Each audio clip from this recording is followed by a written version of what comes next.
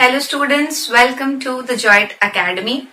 आज हम स्टार्ट करने जा रहे हैं हमारा एक नया topic from our paper of biomolecules जिसका नाम है लिपिड्स।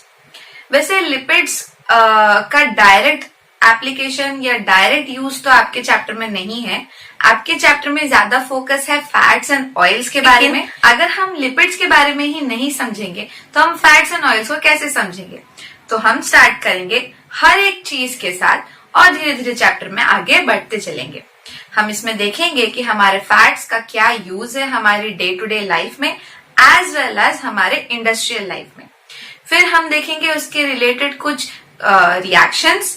फिर हम इसके बारे में भी पढ़ेंगे कि हमारे कुछ कॉमन फैटी एसिड्स या फैट्स कौन सी चीजें हैं जो हम लोग देखते हैं, उनकी स्टडी देख लेंगे। देन उसके बाद हमारे पास होंगी कुछ वैल्यूज जैसे कि सपोनिफिकेशन वैल्यू, एसिड वैल्यू। ये सब चीजें नंबर जैसी लगेंगी आपको, लेकिन इनका एक्चुअल यूज तब पता चलेगा जब हम चैप्टर में इन चीजों को पढ़ेंगे।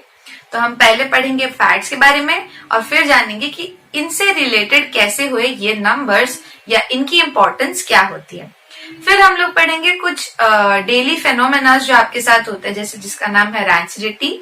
उसके बाद एक आता है आपका रिवर्शन। तो ये दो तीन चीजें आप लोगों को बस इस चैप्टर में पढ़ने हैं। तो जो जो इम्पोर्टेंट है वो तो मैं मार्क करते चलूंगी, पर इम्पोर्टेंट है पूरे चैप्टर को ध्यान से समझना भी, क्योंकि कई ऐसी चीजें होती हैं जिसमें बच्चे कंफ्यूज हो जाते हैं इस चैप्टर में। सबसे पहला तो यही है कि फैटी एसिड और फैट सेम है या नहीं। तो उन हर एक चीज की डिटेल को, माइन्यूट चीजों को भी हम इस चैप्टर में पढ़ेंगे। लेकिन सबसे पहले शुरू करते हैं लिपिड्स को जानने के लिए कि लिपिड्स क्या चीज है। जैसे मैंने बोला, ये हमारे बायोमोलिक्यूल वाले पेपर का एक यूनिट है। इसका मतलब लिपिड्स हमारे बायोमोलिक्यूल्स ही हैं। तो lipids are a class of biomolecules. ये सिर्फ एक बायोमोलिक्यूल को नहीं बोल सकते हम, इसको एक पूरी क्लासिफिकेशन दी जाती है। एक पूरा बड़ा क्लास है जिसके छोटे छोटे और सब ग्रुप्स हैं जिनकी स्टडी बहुत एक्सटेंसिव वे में की जाती है। Not only on your level but also on the further higher level people are studying this topic। तो इसके जो सब क्लासेस हैं उसकी भी स्टडी होती है, उसके और टाइप्स होते हैं उनकी स्टडी होती है। तो आपको इतना डिटेल में नहीं पढ़ना है। जनरल आपके लेवल पे हम सिर्फ पढ़ेंगे कि लिपिड्स क्या चीज है, हम कैसे डिफाइन कर सकते हैं इस चीज को, और हमें पढ़ना है कि इसके छोटे छोटे ग्रुप्स कौन से हैं, जिसमें से आपको सिर्फ 2 ही ग्रुप पढ़ना है। तो शुरू करते हैं। तो लिपिड्स अगर मैं बोलूं, जो कि एक बायोमोलिक्यूल्स का क्लास है, उसको हम बोल सकते हैं ये उसका बहुत वाइड वेरिएशन है। वाइड वेरिएशन अगर है तो उसमें कुछ एक कॉमन चीज है। उसी कॉमन चीज को हम डेफिनेशन में पढ़ते हैं। तो देखते हैं definition. Definition says that lipids are biomolecules that are sparingly soluble in water but soluble in organic solvents of low polarity।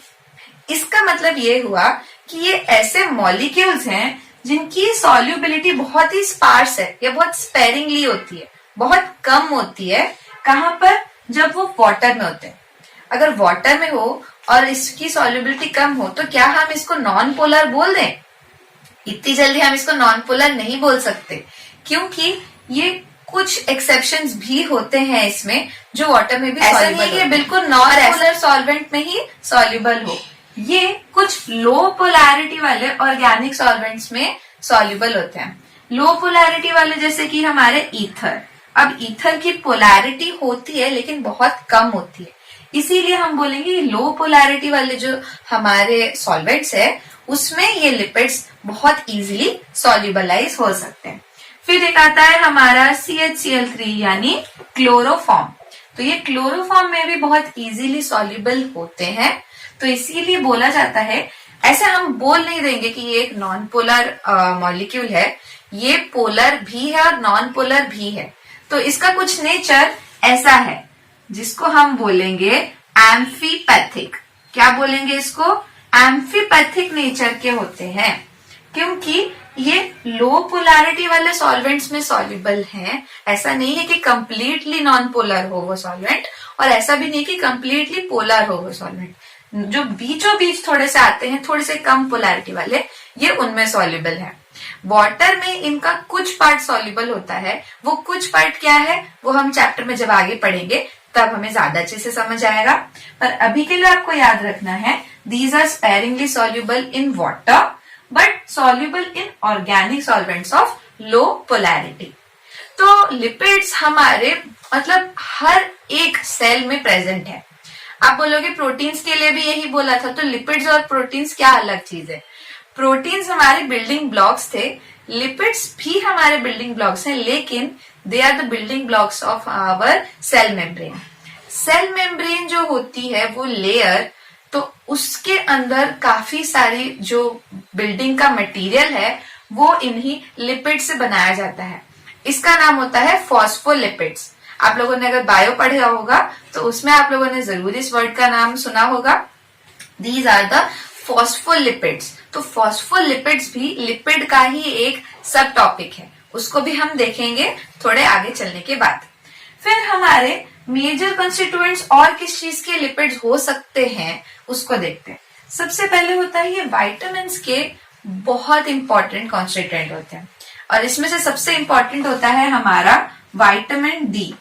Vitamin D आप बोलोगे धूप से लेते हैं, हम धूप से विटामिन डी लेते नहीं है। विटामिन डी धूप में एक्टिवेट हो जाती है। इसका एक प्रीकर्सर हमारी बॉडी में होता है, एक प्रीकर्सर मॉलिक्यूल है जिसका स्ट्रक्चर लिपिड मॉलिक्यूल से बना हुआ है। तो लिपिड का एक टाइप आता है जब हम आगे पढ़ेंगे, जैसे कि स्टेरॉल्स होते हैं, तो वैसे टाइप का विटामिन में भी एक स्ट्रक्चर है जो कि हमारे लिपिड से बना हुआ है। तो ये जब प्रीकर्सर हमारे बॉडी में प्रेजेंट होता है तभी जब हम धूप में जाते हैं ये एक्टिवेट होता है और हम बोलते हैं कि हमारे बॉडी में विटामिन डी की कंसेंट्रेशन बढ़ी। तो इसीलिए they are the major constituents of vitamins. Then they are also the constituents of hormone. कुछ होते हैं प्रोटीन से बने हुए और कुछ होते हैं लिपिड से बने हुए। तो ये जो हार्मोन्स यहाँ पर बोले गए हैं ये हम आगे पढ़ेंगे, मैं बताऊंगी आपको कि कौन से होते हैं। इनकी भी एक क्लासेस होती है जो कि लिपिड के कॉन्स्टिट्यूएंट से बने हुए, यानी उनका अगर मैं स्ट्रक्चर देखूं, उनका ऑर्गेनिक स्ट्रक्चर देखूं तो उसमें लिपिड का ही स्ट्रक्चर हमें मिलता है। इसीलिए हम बोलेंगे कि lipids are also the constituent of hormones. इसके बाद they are very majorly the part of fat and oil, और यही हमको पढ़ना है इस पूरे चैप्टर में। आपके कोर्स में भी यही पार्ट है फैट्स एंड ऑयल का। हमारे लिपिड्स अगर मैं आपको बोलूं तो बहुत सबसे पहले जो चीज दिमाग में आती है वो यही चीज है कि they constitute fat and oil. Fat यानी जो हम लोग के होते हैं फैट, उसको भी हम फैट बोलते हैं। That fat also has lipid content in it. And the oil that we use at our homes, vegetable oil हो, घी हो, बटर हो, चीज हो, तो इन सब चीजों में लिपिड ही होता है। And they are derived from some animal source or other plant source, और scientists are also making them at the industrial level। तो होता क्या है, लिपिड्स हमारे फैट्स एंड ऑयल्स को कंस्टिट्यूट करते हैं। हमारी बॉडी में जो हम फैट देखते हैं वो भी लिपिड से बना होता है, और हम जो घर में यूज करते हैं वो भी लिपिड से बना होता है। फिर इसके और यूजेस आते हैं, जैसे जैसे हम पढ़ेंगे चैप्टर में, जैसे कि हमारे जो पेंट्स एंड वार्निशेस हैं वो भी लिपिड से बने हुए होते हैं। लिपिड यानी फैट से बने होते हैं। फिर एक बहुत ही ज्यादा कॉमन एग्जाम्पल है जो आप लोगों ने 12th क्लास में भी पढ़ा होगा, अगर थोड़ा याद कर पाओ लिपिड से रिलेटेड, वो है हमारे सोप। तो जो हमारा सोप है वो भी लिपिड से ही बना हुआ आता है। नहीं बिलीव कर रहे? करोगे, क्योंकि जब आपको याद आएगा कि सपोनिफिकेशन की रिएक्शन क्या थी, तो सपोनिफिकेशन में ये फैट से तो यूज होते हैं। तो हम इसी चीज को पढ़ेंगे, इन सब चीजों को पढ़ेंगे हमारे इस चैप्टर में, और एक एक करके धीरे धीरे समझते चलेंगे। बिल्कुल डरने की जरूरत नहीं है कि बायो आ गई अब क्या करें, इस चैप्टर को कैसे पढ़ें, वैसा कुछ नहीं है, आराम से इस चैप्टर को पढ़ सकते हैं। तो इतना था अगर हम समझें कि लिपिड्स क्या है। Then we would see what are the classes of lipids. Lipids बहुत सारे डिफरेंट ग्रुप्स में क्लासिफाई किया गया है। एक एक करके पढ़ेंगे और एक एक करके समझेंगे कि इसमें क्या क्या चीजें हैं। पर सबसे ज्यादा इंपॉर्टेंट जो दो पार्ट है वो मैं आपको बोलूंगी कि आप उस पर ज्यादा स्ट्रेस दीजिए। तो the first thing that we would study under lipids are my fatty acids. अब फैटी एसिड क्या चीज है, तो फैटी एसिड्स हमारे क्या है वो देखते हैं हम लोग। Fatty acids are nothing else but monocarboxylic groups और monocarboxylic acids of long chain hydrocarbon. इसका मतलब ये कि बहुत लंबी हाइड्रोकार्बन की चेन लूं और उसको मैं बोलूं कि उसमें एक कार्बोक्सिलिक ग्रुप है, then they are termed as the fatty acids. Fatty acids क्या होता है, जनरली हमारे फैट से भी बनता है। कैसे बनता है वो हम चैप्टर में आगे पढ़ेंगे, अभी समझने की जरूरत नहीं है। लेकिन ये क्या होते हैं, ये मोनोकार्बोक्सिलिक एसिड होते हैं, बहुत ही लंबे हाइड्रोकार्बन चेन के। फॉर एग्जाम्पल ऐसा समझ लो कि अगर मैं बोलूं मेरे पास है C15H35COOH, इतना बड़ा मेरे पास मॉलिक्यूल है, तो आप सोच सकते हो 15 कार्बन है और आगे एक और कार्बन है, तो कुछ ऐसा कि 16 कार्बन का ये मॉलिक्यूल है। This is known as my palmitic acid. This is known as my palmitic acid. और पामेटिक एसिड भी एक फैटी एसिड ही है।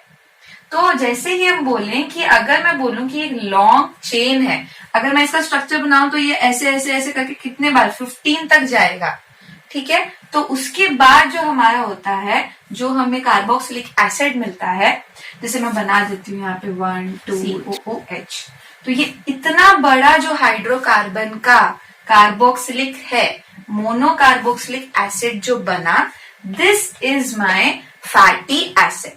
और इसी फैटी एसिड की स्टडी हम करेंगे इस चैप्टर में।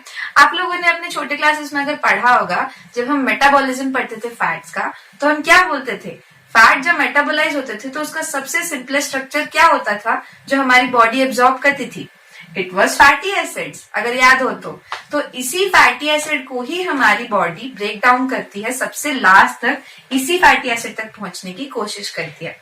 तो different fats and different oils के हम अगर हाइड्रोलिसिस करवाते हैं तो we can reach up to this stage.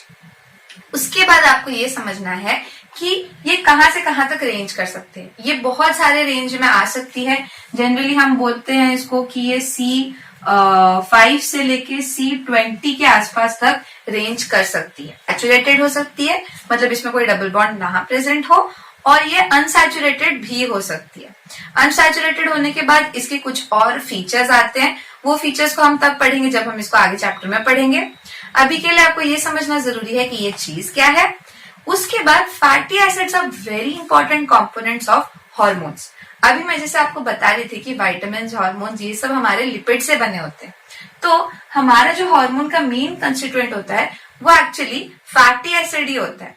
तो फैटी एसिड के अंडर में हम लोग डिफरेंट टाइप ऑफ हार्मोन्स पढ़ते हैं, जैसे प्रोस्टाग्लैंडिन्स हुए, थ्रोम्बोक्सिन्स हुए। तो ये सब चीजें आप लोग देख सकते हो, आगे मैंने नोट्स में भी प्रोवाइड किया है ये चीजें। तो वो सभी चीजें क्या होती है, इन्हीं से बनी होती है, फैटी एसिड से ही हमारी बनी होती है। तो उसको हम पढ़ेंगे हमारे चैप्टर में। अभी के लिए आपको बस याद रखना है कि ये क्या है, monocarboxylic acid of a long chain hydrocarbon, ठीक है। Next what we have, triacyl glycerols are fatty acid esters of glycerol. Glycerol का मॉलिक्यूल अगर आपको याद हो कुछ ऐसा है, CH2CHOH, ये यहाँ पे, और ये था मेरा ग्लिसरॉल, ठीक है। अगर मैं इसकी एस्टरिफिकेशन करूंगी, तो ये वाले पार्ट को कन्वर्ट कर देंगे हम लोग एस्टर्स में, है ना। अगर मैं इसके एसिड के साथ रिएक्शन करवाऊं और एस्टर में इसको चेंज करूं, तो अगर मैं बोलूं कि वो जो मैंने एसिड लिया वो एक फैटी एसिड हो, अगर मैंने जो इसके एस्टरिफिकेशन में एसिड लिया वो एक फैटी एसिड हो, यानी एक लॉन्ग चेन मोनोकार्बोक्सिलिक एसिड हो, तो क्या होगा, ये कुछ ऐसे बनेगा। ये जो बनेंगे, अब जो ये चीज बन के आएगी, ये ही हमारी क्या है, दीज आर आवर ट्राइएसाइल ग्लिसरॉल या फिर ग्लिसराइड्स, और इन्हीं ग्लिसराइड को ही मैं टर्म करती हूँ फैट। ये ही फैट कहलाते हैं। अगर आपको यहाँ पे मैं इसको ओपन कर दूं तो ये ही हमारी लॉन्ग चेन हाइड्रोकार्बन होंगे। अगर मैं बोलूं जैसे कि ये अगर हो गए C17 H35 या ऐसा कुछ भी बहुत बड़ा सा, सैचुरेटेड भी हो सकता है, अनसैचुरेटेड भी हो सकता है। तो अगर इन सब चीजों को, इन R ग्रुप्स को मैं लॉन्ग चेन हाइड्रोकार्बन बना दूं इसकी एस्टरिफिकेशन में, किसकी, ग्लिसरॉल के एस्टरिफिकेशन में, तब ये जो चीज बन के आती है ये कहलाती है ग्लिसराइड, और इसको कॉमन टर्म में हम फैट या ऑयल भी बोल सकते हैं। ठीक है, तो आप समझ गए आपकी फैटी एसिड और फैट अलग चीज होते हैं। बिल्कुल, इनका ही जब हाइड्रोलिसिस करवाएंगे तभी ये फैटी एसिड फॉर्म में चलेंगे, वरना ये होते क्या है, these are esters of fatty acids. ठीक है, अब सबसे इंपॉर्टेंट चीज है इस चीज को समझना कि फैट और ऑयल क्या चीज है। फैट एंड ऑयल दोनों एक चीज होते हैं कंस्टिट्यूएंटली, लेकिन इसमें एक मेजर डिफरेंस आता है इनका जब फिजिकल फॉर्म देखा जाता है। फैट्स जनरली आपके सॉलिड फॉर्म में होते हैं, वेयर एज लिक्विड फॉर्म में होता है हमारा ऑयल। कहां पर, रूम टेम्परेचर पे, एट 25 डिग्री सेल्सियस या 27 डिग्री सेल्सियस, जो भी हम आपको रूम टेम्परेचर कंसिडर करेंगे, उस टेम्परेचर पे ऑयल हमारा लिक्विड में होता है, whereas fat is in the solid form. और उसके बाद कुछ और चीजें हैं, जैसे कि हमारा ऑयल जनरली अनसैचुरेटेड होता है, whereas the fat are saturated molecules. फिर उसके बाद हम लोग उसमें और डिफरेंस पढ़ते हैं कि कैसे उसकी स्ट्रक्चर इन चीजों को मैनेज करी है, उसकी मेल्टिंग पॉइंट क्यों ज्यादा हुई या उसकी सॉल्युबिलिटी क्यों हुई। हाँ, एक और चीज, सॉल्युबिलिटी से याद आया कि fat and oil both are water insoluble. ये तो आप लोगों ने देखा होगा कि कभी भी हम पानी में अगर घी मिलाने की कोशिश करें तो वो तो नहीं मिलेगा ना, तो they have less density than water, वो ऊपर भी आने की कोशिश करेगा। तो ये सारी चीजें हम तब पढ़ेंगे जब हम लोग ट्राइएसाइल ग्लिसरॉल या ग्लिसराइड्स की स्टडी करेंगे इंडिपेंडेंटली। ठीक है, उसके बाद जो आता है हमारा, उसके बाद हम देखते हैं हमारे ग्लिसरोफॉस्फोलिपिड्स क्या चीज है। ग्लिसरोफॉस्फोलिपिड्स को हम फॉस्फोलिपिड्स भी बोलते हैं। Phospholipids are generally the form of हमारे सेल मेम्ब्रेन, यानी हमारे सेल मेम्ब्रेन की फॉर्मेशन इन्हीं से की जाती है, which are the phospholipids. Generally ये क्या होते हैं, ये होते हैं एस्टर्स। किसके एस्टर्स होते हैं, ये होते हैं asters of L glycerol 3 phosphate के, जिसको हम फॉस्फेटिडिक एसिड भी बोलते हैं कई जगह। तो उसका जो बेसिक यूनिट है वो कुछ ऐसा है हमारा, ये है मेरे C, और उसके बाद ये मेरे कार्बन चेन हो गई ग्लिसरॉल की, उसके बाद यहाँ हो गए OH, इसके साइड में यहाँ हो गया एक H क्योंकि ये मुझे L फॉर्म बनाना है, और फिर उसके बाद यहाँ पे आते हैं, ये भी हो गया CH, ये O, फिर ये हो गया हमारा फॉस्फेट, यहाँ पे 2 होंगे नेगेटिव के साथ और एक ही ऐसे। तो ये जो मॉलिक्यूल मेरा है, इतना पार्ट तो ग्लिसरॉल का था, यहाँ पे CH2 लगा देते हैं। ठीक है, इतना पार्ट मेरा ग्लिसरॉल का था, उसके साथ जो ये फॉस्फेट वाला ग्रुप लग गया, तो this is my L glycerol 3 phosphate. अब इधर से इसके आगे पे जो भी कनेक्शन बनते हैं, जिसको हम आगे बोलेंगे फॉस्फोडाइस्टर बॉन्ड, तो फॉस्फोडाइस्टर बॉन्ड की मदद से ये पूरा ग्लिसरोफॉस्फोलिपिड्स का स्ट्रक्चर बनाया जाता है, और these are the main component of my membranes, यानी मेम्ब्रेन लिपिड्स भी इन्हीं को कहा जाता है। ये पूरा बनाएगा मेरा मेम्ब्रेन को। ठीक है, इसके बाद इसमें भी बहुत सारे डिफरेंट टाइप्स आती हैं, इसके भी हम लोग स्ट्रक्चर में डिफरेंसेस देखते हैं, किस सेल मेम्ब्रेन को कैसा होना चाहिए, कौन से सेल मेम्ब्रेन के साथ कौन सपोर्ट करता है, तो उन सब चीज को इसमें पढ़ा जाता है। पर ये अभी के लिए हम नहीं पढ़ेंगे, आपको बस इतना जानना जरूरी है कि फॉस्फोलिपिड्स में ये जो स्ट्रक्चर होता है ये उसकी बेसिक यूनिट होती है। इसके बाद और आगे R ग्रुप्स चेंज करके हम कनेक्ट करते हैं और with the help of phosphodiester bond. ठीक है, उसके बाद हम पढ़ेंगे स्फिंगोलिपिड्स को। मेरे स्फिंगोलिपिड्स भी मेम्ब्रेन लिपिड्स का ही काम करते हैं, लेकिन इसके साथ इनका काम दूसरे चीजों में भी आता है, जैसे कि हमारे cell differentiation, cell division, cell death, time cell death, मतलब सेल का हमेशा एक लाइफ टाइम होता है, तो उसको जो मैनेज करते हैं वो है हमारे स्फिंगोलिपिड्स। स्फिंगोलिपिड्स के अंडर में और डिफरेंट ग्रुप्स आते हैं, जैसे कि हमारे स्फिंगोमाइलिन्स आ गए, ग्लाइकोसाइड्स आ गए, तो ये सब चीजें स्फिंगोलिपिड्स के अंडर आती हैं। स्फिंगोलिपिड्स और इन दोनों में क्या डिफरेंस है उसका स्ट्रक्चर ही उनका डिफरेंस है। यहाँ पे हमने पढ़ा था ग्लिसरॉल होता है और उसके बाद हमने उसकी फॉस्फेटिडिक एसिड बनाई थी उससे, यानी हमने एक फॉस्फेट ऐड कर दिया था। इसमें क्या होता है, एक NH2 ग्रुप रह जाता है उसके बीच वाले कार्बन के साथ, और उसके बाद उसमें एक लॉन्ग हाइड्रोकार्बन चेन भी आती है जिसको हम बोलते हैं स्फिंगोसाइन। तो ये जो स्फिंगोसाइन का मॉलिक्यूल है ये ही हमारे स्फिंगोलिपिड्स का मेन बैकबोन है। फिर इसके बाद कुछ इसमें मॉडिफिकेशंस करी जाती है जिसकी वजह से इसके दूसरे ग्रुप्स आते हैं एंड इनका फंक्शंस डिफर करता है। तो आपको अभी के लिए इतना समझने की जरूरत नहीं है कि इसका स्ट्रक्चर क्या है, क्योंकि हम इसको नहीं पढ़ेंगे। हमको पढ़ने सिर्फ ये दो ग्रुप्स हैं। इसी के साथ में कुछ होते हैं हमारे स्टेरॉल्स। स्टेरॉल्स मतलब क्या है, ये टर्म डिराइव होता है हमारे स्टेरॉइड से। जब हमारे स्टेरॉइड ग्रुप में OH लग जाता है then they are known as sterols. और स्टेरॉल्स का सबसे अच्छा एग्जांपल आप लोगों ने बहुत कॉमनली पढ़ा होगा, विच इज आर कोलेस्ट्रॉल। तो कोलेस्ट्रॉल जो है वो स्टेरॉल्स है, और स्टेरॉल्स भी हमारे लिपिड का ही एक पार्ट होता है। वो भी अभी आपके कोर्स में नहीं है, इसलिए मैंने यहाँ पे नहीं बताया है उसको, उस ग्रुप को नहीं डाला है। फिर एक और होते हैं हमारे टर्पीन्स। टर्पीन्स की स्टडी भी होती है, नेचुरल प्रोडक्ट्स की स्टडी जब हम करते हैं आगे हायर क्लासेस में, तब इसकी स्टडी बहुत ज्यादा यूजफुल होती है। तो वो भी अभी नहीं रखा है मैंने। आपको बस समझना है कि फैटी एसिड एंड ट्राइएसाइल ग्लिसरॉल्स क्या चीज है, तो उसी चीज को इन डेप्थ में स्टडी करेंगे हमारे नेक्स्ट लेक्चर में। So that's all for this lecture. Thank you.